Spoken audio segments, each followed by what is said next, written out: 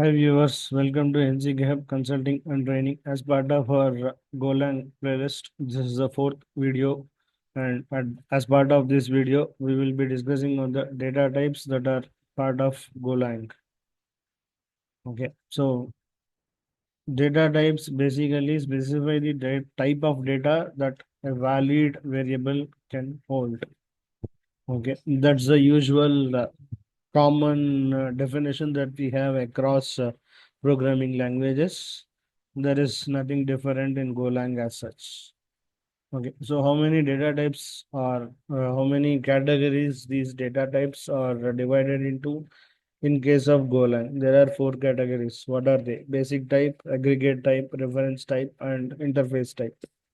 We will not be covering all the types in a single video, but there are specific things which we need to cover as a separate topics, which we will be doing later point. But now, whatever is feasible to us or whatever is possible to us now, which can be covered in this particular video, we will be covering those. Other things will be discussed as a separate topics. Okay, so out of the four types, we'll first start with the basic types. So basic types have three different data types, which are numbers, boolean, and string. And numbers are still divided into larger subcategories. We will not be covering all those subcategories in this video, but we will be showing an example of int float. Okay, and apart from these two, we have other basic data types as boolean as well as string. So now let us see the example for the very first basic data types. Okay, so this is the syntax that we can, or this is the way we need to declare a int variable. Var age int is a data type here. Var is a keyword which is used for declaring variable. Age is the variable name. Int is a data type, and 27 is the value. So this is the way we can declare the int variable, and here int is a data type. And similarly, float 64 is another data type which we have as part of our basic data types, and this is the way we can declare the float values. Apart from these two, the other basic data type we have here is the string value, which can be declared this way. And the last but not the least, in part as part of the basic data types, we have a boolean as well, and this is the way we can try that. Okay, so I forgot to add a bool here. So bool can be used. Okay, so boolean will be mm, defined or denoted using the word bool. We will not use the complete boolean here. So the for the declaring the boolean data type, we use the word keyword as bool. Okay, so variable name is approved. Var is a keyword that is used for declaring variable. Bool is the keyword that we use for declaring the Boolean data type. Okay, and true is the value assigned to that. And I tried to print this particular values that I have declared above using the FMT package library, FMT library. And as part of that library, we have println method. I am trying to invoke the println method from that particular library, and I am trying to print the values that are declared above. So these are the basic data types. So how many data types are there? Int, float, and string, as well as boolean. So int and float are actually part of the number data type, and inside the number data type, there are lot many subcategories which we will not be able to cover. But the major important ones are integer and float, int as well as float 64. Okay, hope we are very clear on the basic data types. Now let us go to the aggregate data types. So these aggregate data types, basically what is the meaning of aggregate data type? So the types that group multiple elements together into a single entity, whether they are identical or whether they belongs to same type of data or whether it belongs to different types, it's a secondary thing. Basically, grouping multiple elements into a single entity is called aggregate data type. So based on the way the grouping happens, there are categories that we can define. But what is aggregate data type means? Grouping multiple elements into a single entity is called aggregate data type. And what are the types that we have in aggregate data type? The very first one we have is arrays. So arrays have a fixed size. Arrays is a group of elements of same data type and it has a fixed size. So arrays can only have fixed type, fixed size, and the type of data should be identical. All the elements inside this particular array should be same with same data type. We cannot have different data types. Okay, and default value is zero for numericals, and the same way like we discussed in our previous video. What are the default values for the variables? The same way here also, if an integer one is declared, the default value is zero, and if a string array is declared, default values will be zero. Sorry, default values will be empty string, and for Boolean, it is false. Okay, and what is the starting index value of the array? It's zero, like other programming languages like Java. Okay, so first we'll see the example of arrays, and then we'll come to the next data type. Okay, so this is the way we can declare but not initialize the array. Okay, so the array which was declared on line number 7 was printed on line number 12. I'll add one thing. I'll add a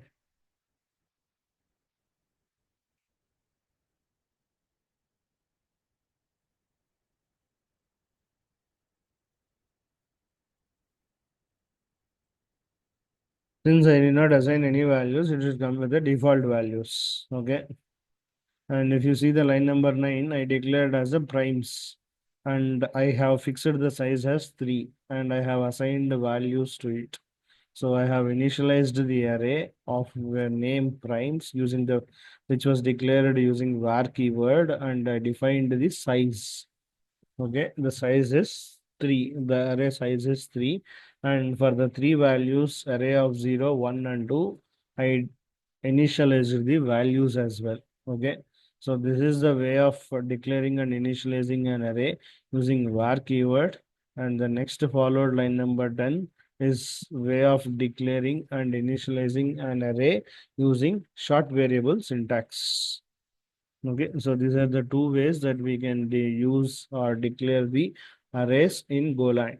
Okay, so to understand the difference, I'll do one thing here. Declared using var keyword. Similarly here,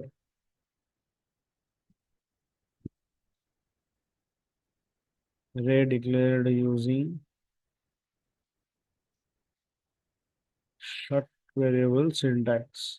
So that way when I try to run this program, it will be easily understandable by seeing the console. Okay.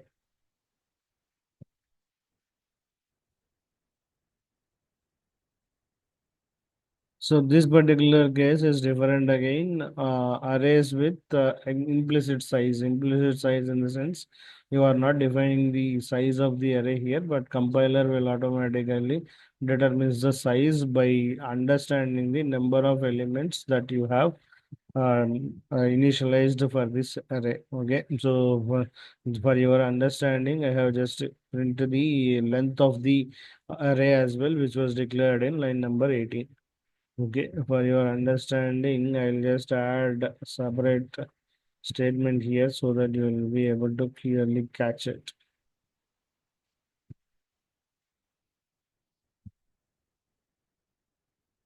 What? Okay, and the next topic we have here is after declaring the array using short variable syntax, how do we access or modify the elements in the array? So the way to access the elements inside the array is array of the index. Index could start with 0, and the end of the index will be number of elements minus 1. Okay, so that is the way we can access the elements, and the way we can modify is directly we can assign the values with using the array of index is equal to syntax. So here I have tried to use array of index 1 and I tried to assign the value 50. Okay, here I will do one more thing.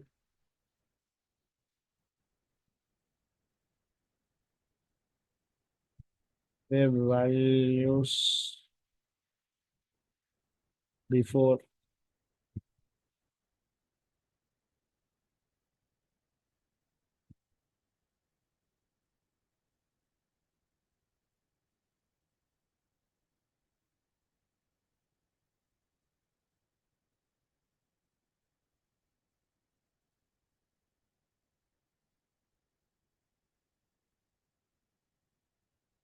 So we'll have the value printed in console before and after.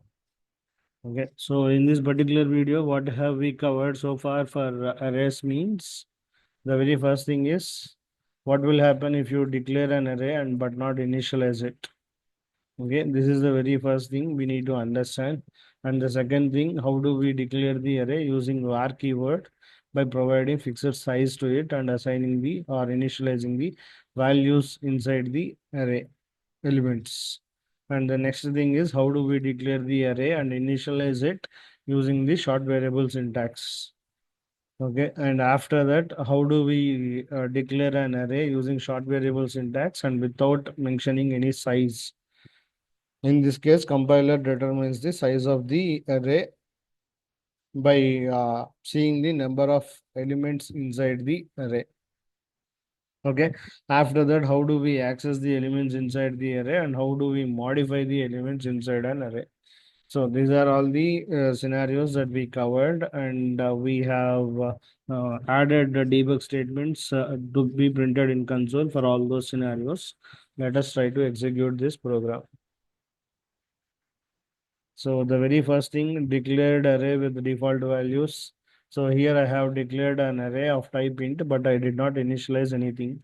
So for int, default value in Golang is 0. So that's the reason why I have got an array of zeros with five zeros, because the size of array is 5.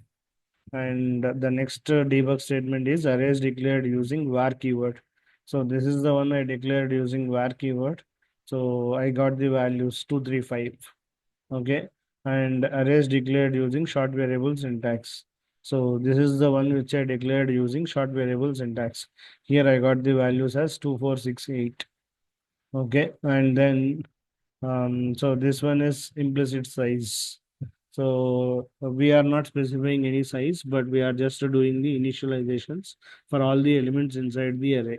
And the compiler itself will determine the size of the array in particular scenario. And I have tried to print that value in the console. So if you see the value as 5, and I have added 5 elements to it. So this is applicable in case of like how many elements you will be when you are not aware of how many elements it has to be part of, then in those cases we can, but it is not that recommended. We have one more concept where we have an extension to the array and it's a dynamic thing. We will discuss a little later. And after this particular one, how do we access the elements from an array and how do we modify the elements in an array? So this is an array with short variable syntax of size 3 and elements 10, 20, 30. So arrays index will start with 0, 0, 1, 2. So array of 1, it should be 20 here. And I modified the value of that to 50. So here the value should be 50 now. So if you see here, we got the same thing. 20 is before modification and 50 is after modification. So these are the ways that we can have the arrays declared and initialized. This is not the whole thing about the arrays, but I'm just trying to explain only to the concept of how do we declare and initialize the arrays. Maybe there are certain more functionalities which can be performed on arrays. So we will try to see if we can come up with a separate video on that. So hope I am clear on the first type of aggregate data type. The second type of aggregate data type is slices. So basically, what is the difference between arrays and slices? Slices is an advanced version of arrays. That's the only difference I could say. I cannot tell anything other than that because arrays have a fixed size but slices doesn't have any fixed size and they can grow dynamically, but arrays cannot be increased dynamically. It has a fixed size. Okay, how do we add the elements to the slice using dot append method? Okay, and is there a way to extract a slice from an array? Yes, we have a way, and this is the syntax which is there in the last line. So this is the syntax that we can use. Slice space colon is equal to, which is a short variable syntax thing here, array of start and end. We need to specify the start and end elements. So that way we can extract the slice from an array. So now let us see all those in action. So this is the slice example, and I'll try to just close other tabs so that it will not have any confusions there. Okay, so in this particular thing, what I'm trying to do here is I'm just trying to declare the slice, but without any initialization. Okay, and here also I'm using the type as int only. Okay, and in the second thing, line number 8, what I'm trying to do here is declare a slice along with initialization using short variable declaration. For declaring a slice using short variable declaration, we need to use a method with make. So here we are not specifying any size. Okay, so here we are just letting the compiler know that it's going to be dynamic. Okay, but we are assigning only one value. Okay, and similar way in line number 9, we are assigning multiple values here. Okay, so as of now we have 4, but we did not declare any size there. If you want, you can append to this also. We'll see that in action a little shortly.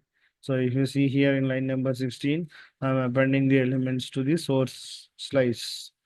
So for the source slice, earlier I declared the slice and initialized with the 4 values, 1, 2, 3, 4. But I did not specify any size here. And now I am appending to this particular source 2 other values. So altogether, the new after appending 2 new values, the total count of slice elements is 6. Total count of elements in slice source is 6. Okay. No, slice elements after appending the elements. Okay, so you will get the values here. Okay, and then followed by this one. So we were discussing earlier, right, how to extract a slice from an array. So this is the way we can. So this is something which we discussed in our arrays concept. So short variable declaration of arrays with fixed size and 5 elements. And here I am using slice using array, and I am telling the compiler that starting from first element to fourth element, I need the slice to be created from an array. So this will create a slice from this particular array. Okay, so we have a sys out here. We will see the value shortly. Okay, so once a slice can be copied from once, I mean, I can say in other words, like we can clone a slice and create a new slice accordingly. So this is the way we can use. So this destination is another slice with integer type without any fixed size here. As of now, I'm telling it should be having a length of source. Okay, minimum of length source. But you can still append it to it. Okay, so it doesn't mean that you cannot append if you are mentioning this. Okay, so you will just have this thing and you will copy this to destination and source to the destination. Why you are trying to do this particular length here is when you try to copy the source to destination, it should make sure that all the elements inside the source are copied to the destination. For that reason, we will mention the length here as well.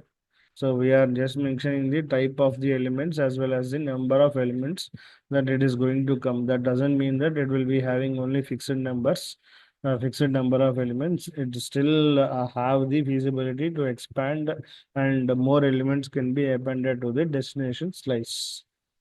Okay, so here I have printed the destination slice as well. So let me try to execute this program. So the very first thing here is this one. So it is coming empty.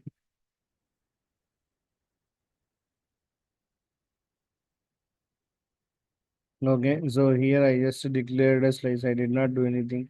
I did not even tell the number of elements also. That's the reason it came it as an empty slice. And the second one here, what I tried to do is I tried to create a slice by passing the type of slice as well as number of elements to the slice.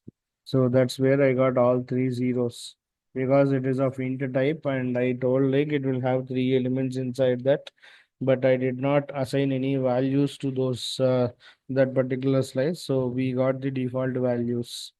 And the third one we have here is source one, which was declared as int type, and four values or four elements were initialized. So I got the four elements. After that, I tried to append 5 and 6 to this particular slice. I got the output as 1, 2, 3, 4, 5, 6. Now, the next topic here is on extracting the slice from an array. So, slice created from array 20, 30, 40. The reason why I got 20, 30, 40 here is I have instructed the compiler to create a slice from an array and the element should start from first and it should end with 4. So 0, 1, 2, 3, 4. So first one will be inclusive and last one will be exclusive. 1, 2, 3 only will be considered. That's the reason I got 20, 30, 40. Fourth is the outbound value which will not be considered by the controller. Sorry, compiler. Okay, so that's where we got slice with three values 20, 30, 40. So A of 1 is 20, A of 2 is 30, A of 3 is 40. A of 4 will not be considered. 4 is a outbound which will not be considered. Okay, so slice after creating the array is 20, 30, 40. So now what I have done after the creation of slice, I have tried to copy one slice to another slice. For which one I tried, so a source slice which was created in line number 9 and appended something on line number 16. I'm trying to copy this particular source slice into a destination slice. For that particular thing, I tried to do a copy and I tried to print this destination slice here. If you see the destination slice 1, 2, 3, 4, 5, 6. So after appending the source slice also 1, 2, 3, 4, 5, 6. This indicates that slice is successfully copied. So these are certain functions that we can perform using slice, and this is the brief understanding on slice. Hope I am clear so far. Now the next set is map. Okay, map is a key value pair like everybody knows, but the syntax in Go is a little different compared to other programming languages. And we'll see the hands-on a little shortly. But if you see here, the keys must be unique like all the other programming languages, and values can be accessed using this way map of key. We need to give the key name there, then only we will get the value. And if you want to delete something from the map, you need to use a delete method and you need to provide the name of the map and the key name, but not the value. So once you provide the name of the map and the name of the key will be deleted automatically from the map along with the value. Okay, now let us see that in action. So this particular program, so student marks is declared, a map is declared with student marks with short variable declarations, and the key is a string and value is int. So the syntax here is map of key followed by the value. So this is the key data type and this is the value data type. Okay, and if you want to add elements to the map, this is the way you can add. So map of key is equal to. So this is the way you can add. So if you see here, values can be accessed. So it is the same syntax for accessing as well as adding the values to the map. Okay. So and before this here, if you see, it's a map declaration without any initialization. Okay, we will see what is the default value and how the value will be printed in console for this particular line number 60. Okay, so after that, yeah, this is the way we can follow the map declaration syntax. So map of key name followed by the value name. Okay, and this is the way you can assign values or access the elements inside the map.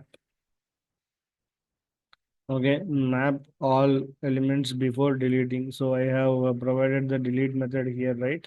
So I try to delete one particular element inside the map. For that, I use the method delete of the map name along with the key name. Okay, so this will automatically delete the element inside the map. Okay, let me try to execute this program. So if you see here, the very first line in line number 16, if you see, it's an empty map without anything. Okay, and map all elements before deleting. So we have three, and I deleted Bob. So after deleting, these are all the values. So Bob is not there. So this is how we can declare a map, but there are certain other methods that we have in map. I'm just focusing on only the how do we create map and what is the possible option and how can we add elements to the map. So more methods we need to explore. What are all the methods that are available for the map? And the last thing that we have in aggregate data type is structs. Okay, so structs are nothing but a group grouping all the elements which are of different data types. So far, we have seen arrays and slices. It's more or less to the same, grouping the same type of elements. Okay, map is anyway a different set where the key is having a different type and value will be of different type, but all the keys should be in same data type and all the values should be in same data type. Okay, but structs is a little different where we can group elements of different data types into a single entity. So it is a kind of, if you guys are familiar with Java, it's a kind of object in Java, or I can say Bojo class in Java, which will have different elements with different data types. Okay, and like how we create object and then access the elements in Java using dot operator. Here also for structs, in order to access the elements for structs, we need to use dot operator. Let us see an example.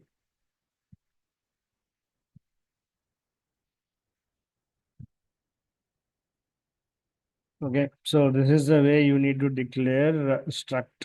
Okay, so in the type of we need type is a keyword here, and this is the name of the struct, and struct is a keyword here, and inside that you can provide the elements. Okay, with different data types. Here I am trying to create a person struct, and inside that I am providing two elements. One is name of the person, and second one is age of the person. Name will have the data type as string, person will age will have the data type as integer. Okay, so now what I'm trying to do is I'm trying to create a variable of type struct in main function. Again, here two ways, one is using var keyword and another one is using short variable declarations. So using var keyword, this is the way you can create the variable, and using short variable declaration, this is the way you can create the object or variable for structure types. Okay. So this is not object anymore, but being a Java background person, I unknowingly I'll be getting the term object, but that's not going to be object. It's a variable in Go, and this is the way you can create variables in Go with the type whatever we declared it. Okay, so and I try to print the values as well. Let me try to execute this program. Yeah, if you see here, I have created two variables for type person. One is Alice and 25, and two is Bob and 26. So here, if you see P1, P2, it came as an object. Okay, so this came as an object or this came as a collective thing. But if you see here, I tried to access these using the dot operator and I tried to print explicitly. So that's where you got this. So this is the overall person as a whole. But if you see here, name, age, so it's differentiate. And and each and every individual element of the struct was accessed separately, and that can be done using the dot operator. So this struct is very much useful in Golang, where we have a lot of use cases on it in the upcoming videos. Hope I am clear on what are the aggregate data types, and we have other two data types here, reference data types as well as interface data types. We'll first see on what is the reference data type. So reference data types is nothing but it will store the memory address than the actual value.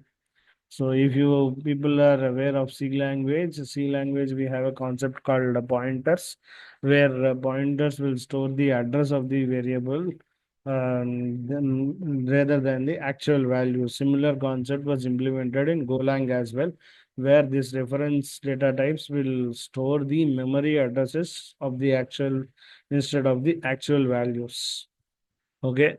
When assigned to a new variable, a reference data type does not create a copy, but instead points to the original data. It's similar to the pointers which we have in C language. And here also the same pointers concept is applicable.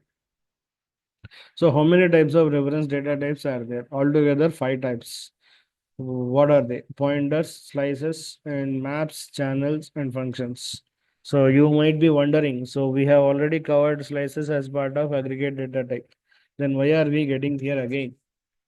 So slice is both aggregate data type as well as reference data type when it comes to Golang. So we have seen an example of how it is aggregate data type. Now I'll show you an example of how slice can be considered as a reference data type as well. Okay, and similar case with the map. Map will be a kind of both aggregate data type as well as reference data type, because one map can be cloned with to other map, and once the value of that map changes, the actual map also will change. Okay, so I'm not going to show any example for map reference type, because all these will have again multiple examples with in a different videos where we explore each and every topic individually. So I'm not going to show any example for maps, but rather I'll show the examples for pointers as well as slices. And the same case with channels and functions. Functions usually will be a some complete different topic, which we will go through in and out on what are the types of functions that we have, how do functions can be considered as referent data types, all those things. And the channels are used for communication between Go routines, which we have already mm, covered this point in our introduction video. But until we understand what is Go routine, I cannot cover channels. Okay, now let us start with the pointers example.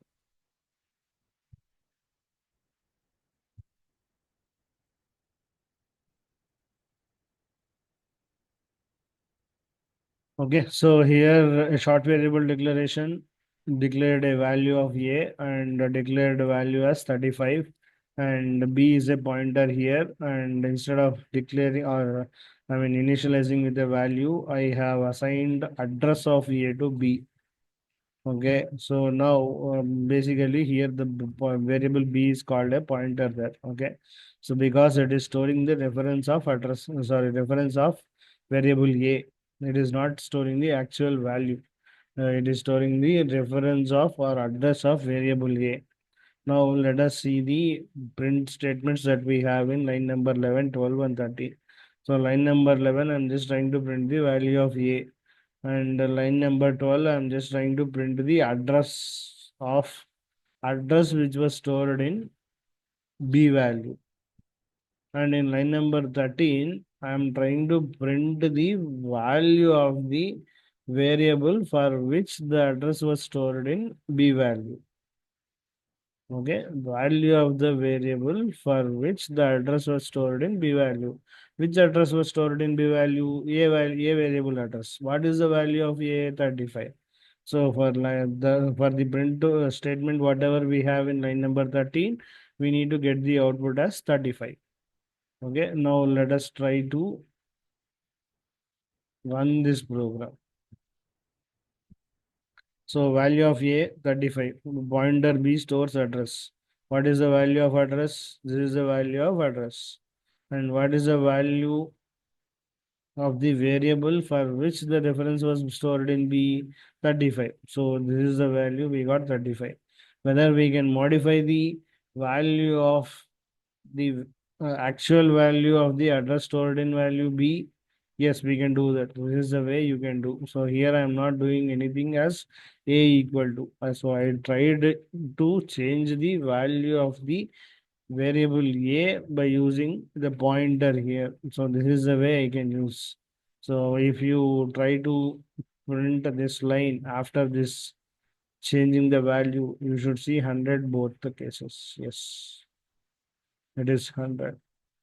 So pointers are nothing but the variables that store the reference or addresses of the variables rather than the actual values. Okay, so that is the pointers and slices example. Let us come to the slices example. So in the previous discussions on the slices, we have covered a point saying like our slices can be derived from the arrays. So let us take that point. Okay. So if you see here in line number 12, I declared an array and initialized all the elements of the array with short variable syntax. Okay, and I extracted the slice from an array and I got array of 1 to starting element 1 and ending element is outbound of 4. That means only three elements I'm asking for the slice. Okay. So if you see slice created from array, you will get the number of values were created as part of slice. Now what I'm trying to do is I'm trying to modify the slice. So here I have used a function. Of course, we did not cover much about functions, but I just used it. Okay. So inside the function, what I'm trying to do is the second element of this slice, I'm changing the value. Okay, and I'll do that here, and then I'll print the actual array also. So basically what I'm trying to do is I'm trying to modify the element in a slice. I'm not touching the array at all. I'm just trying to extract a slice from an array and then modifying one particular element in an array. Okay, but I'm not touching the array at all. I'm just trying to modify one particular element in a slice which was extracted from the array. Let us see what will happen. So now the slice created from array 20, 30, 40. So three elements I asked and a slice was created using the three elements 20, 30, 40. So we are good so far. So now what I have done is I have tried to modify it. Which one I modified? The second element. Okay, second element means here 0, 1, 2. So this 40 has to be modified with which value? 20, 70. So what is the output here? Slice after modifying 20, 30, 70. So instead of 40, I have here 70. But I did not touch this particular array at all. But if you see the value of array elements after modifying this slice, 10, 20, 30, instead of 40, I have 70 and then 50. So the concept here is slice is having the reference to this particular array. Whenever there is a change or modification to this particular slice, the original value which was an array, that array also will be modified. So that means slices are at one stage behaving as a reference data types as well.